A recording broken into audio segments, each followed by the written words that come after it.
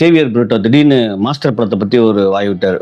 அதுவே பார்த்தீங்கன்னா எனக்கு பயங்கர லாஸ் ஆகி போச்சு. இத்தனை கோடி லாஸ்ன்னு அவரும் சொல்லிட்டாரு. ஒரு கடைசியில பார்த்தீங்கன்னா இன்னைக்கு ஒரு படம் பூஜை போட்டார். இன்னைக்கு அந்த படம் ரிலீஸ் ஆச்சா ஆகலையா, இந்த பக்கம் டியூட்டு, இந்த பக்கம் பார்த்தீங்கன்னா பைசன். இவங்க ரெண்டு பேருமே ஒரு எப்படி சொல்றது, இந்த படம் ஏதோ பயங்கரமான மக்கள் மனதில் இடம் பிடிச்ச மாதிரியும், சரியான மிக மோசமான ஸ்கிரீன் பிளே, கேவலமான ஸ்கிரீன் பிளே கொண்ட ரெண்டு படமும். நான் என்ன சொல்ல வரேன்னா, நீங்க மாரி செல்வராஜ் கதை சொல்றதுன்னு சொல்லிட்டு நம்மள ஆம வேகத்துல இவங்களுக்கு படம் கொடுக்குறாங்க பாரு, தயாரிப்பாளர்களையும் இந்த ஹீரோக்களையும் தான் சொல்லணும். அடுத்தது தனுஷம், ஐயப்பா என்ன ஆக்க போறோன்னு தெரியாது. ஸ்கிரீன் பிளே அதுவும் மொக்கையா இருக்கு. படம் பார்க்குறப்போ எல்லாம் வெளியே வந்து ஆடியன்ஸ்லேயே உங்களை கழுவி ஊத்துறான்.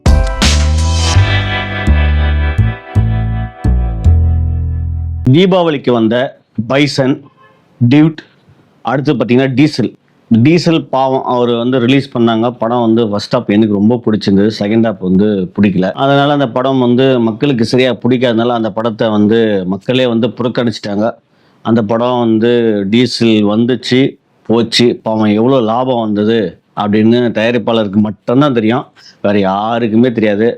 1000 பேர் 1000 கதை விடலாம், ஆனால் ஒரு தயாரிப்பாளருக்கு தான் ஒரு படத்தோட வசூல் எவ்வளோ வந்ததுன்னு தெரியும். அந்த தயாரிப்பாளர் சொன்னாதான் தெரியும். சமீபத்தில் நம்ம நிறைய படம் பார்த்துருப்போம். மெர்சல் தேனண்டா ஃபிலிம்ஸ் எடுத்த படம்.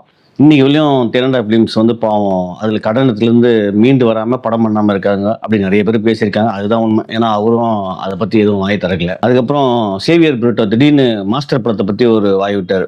அதுவே பார்த்தீங்கன்னா எனக்கு பயங்கர லாஸ் ஆகி போச்சு, இத்தனை கோடி லாஸ்ன்னு அவரும் சொல்லிட்டாரு. ஏன்னா அவர் ஒரு தயாரிப்பாளர் அந்த படத்தில். அவர் சொன்னால் நம்ம ஏற்றுக்கணும். பத்தியா, நம்ம மாஸ்டர் வரப்பலாம் மாஸ்டரா ஐயோ விஜய் சேதுபதி இந்த பக்கம் என்ன நடிப்பு, விஜய் என்ன நடிப்பு, ஆஹா ஓகணும். ஆனால் தயாரிப்பாளரே வாயை திறந்து ஆமாய்யா அந்த படம் எனக்கு லாஸ் ஆகி போச்சுன்னு சொல்லிட்டாரு.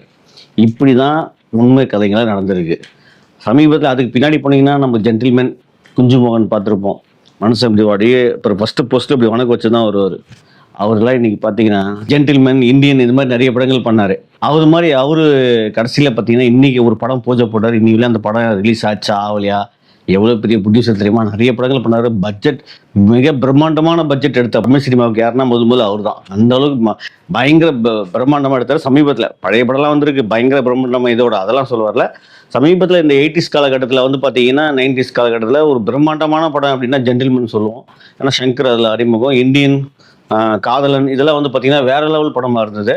அது அவர் வந்து ஏஆர் ரஹ்மான் அறிமுகப்படுத்தினார், சங்கர் அறிமுகப்படுத்தினார். இந்த மாதிரி அவர் ஒரு பெரிய தயாரிப்பாளராக வளம் வந்தவர். இன்னைக்கு ஆல் அட்ரஸில் இறங்க அந்த மாதிரி நிறைய ஏவிஎம்ல ஆரம்பிச்சு, விஜயவாகினி ஸ்டூடியோவில் ஆரம்பிச்சு, ஜெமினி ஸ்டூடியோவில் ஆரம்பிச்சு இன்னைக்கு எவ்வளோ பெரிய படங்கள் பண்ணலாம். தயாரிப்பாளர்கள் இன்னைக்கு வந்து நடுத்தருவில் நிற்கிறதுக்கு காரணம் யாருன்னு கேட்டிங்கன்னா இயக்குனர்கள் மட்டும்தான். ஏன்னா இவங்க ஒழுங்கா படம் பண்ணி ஒழுங்கா தயாரிப்பாளருக்கு லாபத்தை ஈட்டி கொடுத்தாங்கன்னா இந்த பிரச்சனையே வந்திருக்காது. இந்த சமீபத்தில் தீபாவளிக்கு வந்த படம் டீசல், அது தயாரிப்பாளருக்கு தான் தெரியும். ஆனால் டீசலை வந்துச்சு போச்சு, சைலண்டாக போயிட்டாங்க. ஆனால் ரெண்டு பேரும் கூவுன்னு கூவுறது யாருன்னு பார்த்தீங்கன்னா இந்த பக்கம் டியூட்டு, இந்த பக்கம் பார்த்தீங்கன்னா பைசன். இவங்க ரெண்டு பேருமே ஒரு எப்படி சொல்றது, இந்த படம் ஏதோ பயங்கரமான மக்கள் மனதில் இடம் பிடிச்ச மாதிரியும், அப்படியே ரசிகர்கள்லாம் கொண்டாடுறாங்கள மாதிரியும், ஊருக்கு திருவிழா கொண்டாடுற மாதிரி ஒரு தீபாவளி ஃபெஸ்டிவலில் வந்த ரெண்டு படமும் சரியான மிக மோசமான ஸ்கிரீன் பிளே, கேவலமான ஸ்கிரீன் பிளே கொண்ட ரெண்டு படமும். நான் என்ன சொல்ல வரேன்னா, நான் அதுக்கப்புறம் இப்போயோ பார்த்தீங்கன்னா நான் இந்த படம் விமர்சனம் ஒன்று போட்டேன் ஃபேஸ்புக்கில். பார்த்தீங்கன்னா ஒரு 4 பேர் என்ன திட்டுனுக்கிறான். நான் ஏதோ இந்த படத்தை அந்த அந்த ஒரு சாரா நான் பேசுகிறேன், ஒரு சாரா நான் நிற்கிறேன், அப்படிலாம் கிடையாது. தயவு செஞ்சு மாரி செல்வராஜ். நான் பார்த்தீங்கன்னா அதுக்கு ஒரு உதாரணம் சொல்கிறேன் பாருங்க. சமீபத்தில் வந்த லப்பர் பந்து படம் சூப்பர் டூப்பர் ஹிட்டு. அந்த படம் உண்மையிலே அதில் ஜாதி இருந்தது, நல்ல கமர்ஷியல் என்டர்டைன்மெண்ட் இருந்தது, நல்ல திரைக்கதை இருந்தது. ஜாலியாக படம் பார்க்குற எங்களுக்கு 200 ரூபா கொடுத்துட்டு போனால் இந்த படம் முடிகிறப்போ சூப்பராக திருப்தியாக வெளியே வந்தோம். அதுக்கு காரணம் என்னென்னா, அந்த படத்தில் பாருங்கள் ஹீரோயின் வேறு ஜாதி, அதுக்கப்புறம் கல்யாணம் பண்ணிக்குவாங்க, அதுக்கப்புறம் அந்த வீட்டில் அவர் ஹீரோயினோட வீட்டு பார்த்தீங்கன்னா மாட்டுக்கறி வெட்டுவாங்க, அதெல்லாம் காட்டுவாங்க படத்தில். அதெல்லாம் நமக்கு எந்த ஒரு மனசு கஷ்டமும் வரல, கோணலும் வரல. காரணம் என்ன, படத்தோடு சம்மந்தமாக போகிறதுனால நமக்கு எந்த பிரச்சனையும் இல்லை. அது ரொம்ப நல்ல கமர்ஷியலாக என்ஜாய் பண்ணோம். அதுலேயும் ஜாதி இருந்தது, ஒரு எப்படி சொல்கிறது, கதை இருந்தது, கரு இருந்தது, ஸ்க்ரீன் பிளே நல்லா இருந்தது. ரொம்ப என்ஜாய் பண்ணி படம் பார்த்தோம். அதுலலாம் யாரும் குறை சொல்ல. அந்த படம் நல்ல லாபம், அது நானே பாராட்டியிருக்கேன். நீங்கள் ஏதோ மாரி செல்வராஜ் கதை சொல்கிறதுன்னு சொல்லிட்டு நம்மளை ஆம வேகத்தில் ஒரு படத்தை, ஒரு ஹீரோவை நொந்து நூலாக்கி கஷ்டப்பட வச்சு ஒரு 3.5 வருஷம் உழைப்பை வேஸ்ட் பண்ணி அதை நம்ம மாரி செல்வராஜை குறை சொல்ல முடியாது. ஏன்னா விக்ரமுக்கு செலக்ட் பண்ண இருப்பாரு, அவரை தான் நம்ம குறை சொல்லணும் முதல்ல. நான் வந்து மாரி செல்வராஜை வந்து சொல்லியோ இல்லை இது பண்ணியோ ஒன்றும் வேலைக்கு ஆகாது. ஏன்னா மாரி செல்வராஜ் அப்படி தான் எடுப்பாரு, அப்படி தான் பண்ணுவார். அது அவரே சொல்லிட்டாரு, அவர் நம்ம சொல்லி நம்ம என்ன பண்ண போகிறோம். ஆனால் இந்த இவங்களுக்கு படம் கொடுக்குறாங்க பாரு, தயாரிப்பாளர்களையும் இந்த ஹீரோக்களையும் தான் சொல்லணும். அடுத்தது தனுஷம், அப்பா என்ன ஆக்க போறோன்னு தெரியாது. அதுக்கப்புறம் வந்து பார்த்தீங்கன்னா விக்ரம், அவர் அந்த படத்தில் விக்ரமோட பையன் ஏதாவது பேசுறானா பார்த்தீங்களா? படம் ஃபுல்லா ஊமை, எப்படி சொல்றது, ஒரு ஊமை நிக்கிற மாதிரியே நிக்கிறாரு. ஒரு டயலாக் டெலிவரி இல்லை. பசுபதி கொடுத்த அந்த ரோல், அந்த ஒரு இம்பார்ட்டன்ட் கூட நம்ம ஹீரோ துருவ விக்ரம் கொடுக்கல. அது என்ன காரணம்னு நமக்கு தெரியல. படம் ஃபுல்லாவே அப்பா சொல்லுப்பா, இது தவிர ஒரு வேற பெருசா அந்த ஒரு கபடி மேட்ச் நடக்குது இந்தியாவிலேயும் ஒரு பரபரப்பா ஒரு அவரு விளையாடின மாதிரின்னு தெரியல. இந்தியாவுக்காக பாகிஸ்தானை தோக்கடிக்கிறது விளையாடி கஷ்டப்பட்டு அப்படியெல்லாம் பெருசா நமக்கு ஒரு எதிர்பார்ப்பு உண்டு பண்ணல.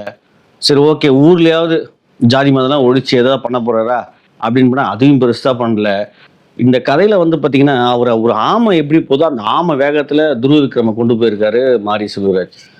எல்லாம் வேஸ்ட் அந்த படத்துல. பாருங்க, நீங்க ஏதோ கதைன்னு சொல்லுவாங்க, ஆனா கதையெல்லாம் உண்மையிலேயே வந்து பாத்தீங்கன்னா அடிக்குது தியேட்டர்ல. நான் சொன்னா நம்ப மாட்டீங்க. பாருங்க, ஸ்க்ரீன்ல பாருங்க. இன்னைக்கு இப்போ ஷோ கூட எடுத்து போட்டிருக்கேன் உங்களுக்கு. பாத்தீங்கன்னா இப்போ மால், இப்போ Kasi theatre, Rohini theatre, Palazzo, Sathyam theatre, இதெல்லாம் உங்களுக்கு அமைச்சிருக்கேன் பாருங்க, போட்டிருக்கேன் பாருங்க. எல்லாம் பாருங்க, 10 டிக்கெட், 20 டிக்கெட், 30 டிக்கெட், 5 டிக்கெட்டு, அந்த மாதிரி தான் போயிருக்கு. இதுதான் நிதர்சனமான உண்மை. இதை விட்டுட்டு என் படம் கொண்டாடுறாங்க, ஆஹா ஓஹோ, இந்த மாதிரி கூற மாதிரிலாம் கூனா வேஸ்ட்டு.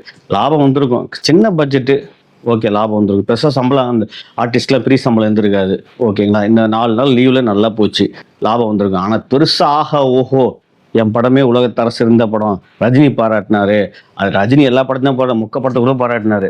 ரஜினி அப்படியெல்லாம் நம்ம சொல்ல முடியாது. ஏதோ படம் பண்ணியிருக்காரு, கூப்பிட்டு பாராட்டிருப்பாரு. அதுக்காக படம் சூப்பர் ஆஹா டூப்பர் அப்படிலாம் நம்ம சொல்ல முடியாது. அது உண்மையான மக்கள் கொடுத்த ரிசல்ட்டு. நீங்கள் இங்கே ஒரு திரையில் பார்ப்பீங்க, பின்னாடி ஸ்க்ரீனில் பாருங்கள், மக்கள் கொடுத்த ரிசல்ட் இதுதான். அதே படம் தான் டிவிட்டுக்கும்.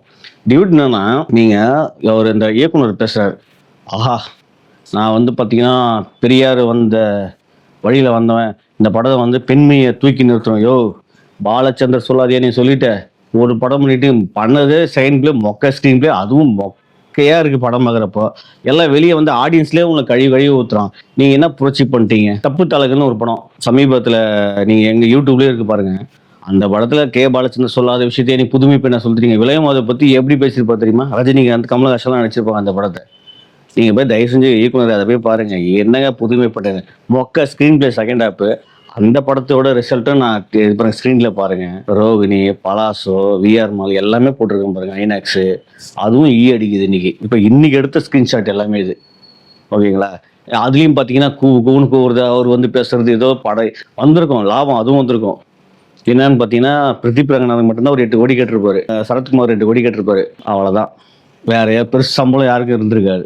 அதனால அதுவும் லாபம் வந்திருக்கும். 4 நாள் லீவில் லாபம் வந்திருக்கும்.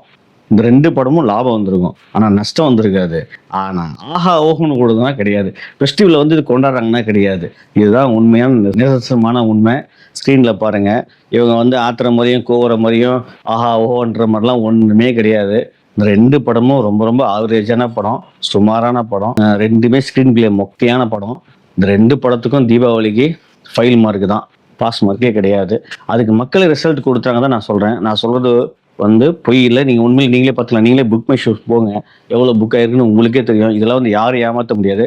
இந்த உண்மையான ரிசல்ட்டு இவங்க என்ன தான் போஸ்டர் வச்சு ஒட்டினாலும், என்ன தான் எனக்கு 100 கோடி 200 கோடி சொன்னாலும், தயாரிப்பாளர் உண்மையான ரிசல்ட் எவ்வளோ காட்டுறதோ அதுதான் உண்மை. அவர் வாயிட்டு 100 கோடி வந்தாலும் அதான் உண்மை, அவர் பொய் சொன்னாலும் அதான் உண்மை, உண்மையே சொன்னாலும் அதுதான் உண்மை. தயாரிப்பாளர் சொல்கிறது தான் உண்மை, ஓகேங்களா.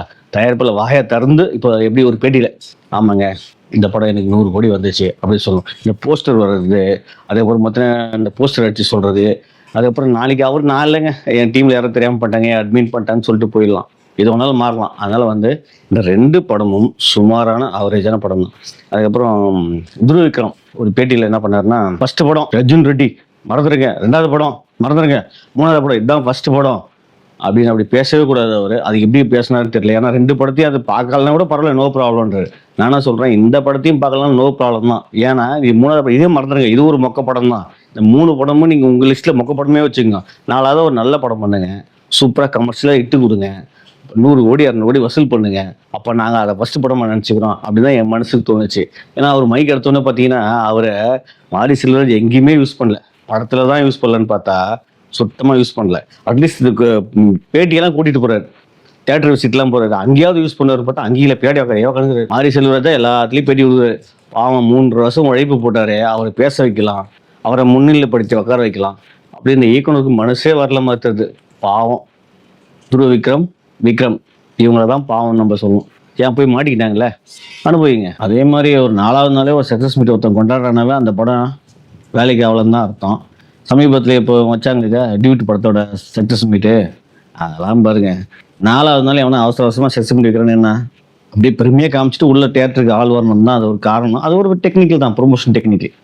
ஆனால் ஒன்றுமேலாத விஷயத்துக்கு இவ்வளோ ஆட்டம் ஆடுறீங்களா சாமிகளா? ஓகே, இது உங்களுக்கு ஒரு பாடம், அடுத்த படத்தையே திருத்திக்கிங்க, நல்லா படம் பண்ணுங்க, நல்லா ஸ்க்ரீன் ப்ளே பண்ணுங்க. அந்த டைரக்டரும் ஆகி வந்தெல்லாம் விளையாடுற ஆஹா ஓஹோன்னு அது பேசுறது ஏதோ பெரிய ஏதோ நான் வந்து பெருசாக ஜெயிச்ச மாதிரி சொல்கிறது, பண்ணது ஒரு மொக்க படம். இதில் பிரித்திவி ரங்கநாதன் வேற. ஸோ சாமி, டிராகன்லாம் கொண்டாடணுயா, டிராகன்லாம் என்ன மாதிரி படம்? அதெல்லாம் நாங்கள் கொண்டாடணும். பிரித்திவி ரங்கநாதன் மொழியோ டேரக்டர் மொழியோ எனக்கு எந்த ஒரு கோபமும் கிடையாது. ஏன்னா இருக்கிற உண்மையை சொல்கிறோம், அவ்வளோதான். டிராகனை நாங்கள் தூக்கி வச்சு கொண்டு அது சூப்பராக நானே நிறைய பேசியிருக்கேன் அந்த படத்தை பற்றி.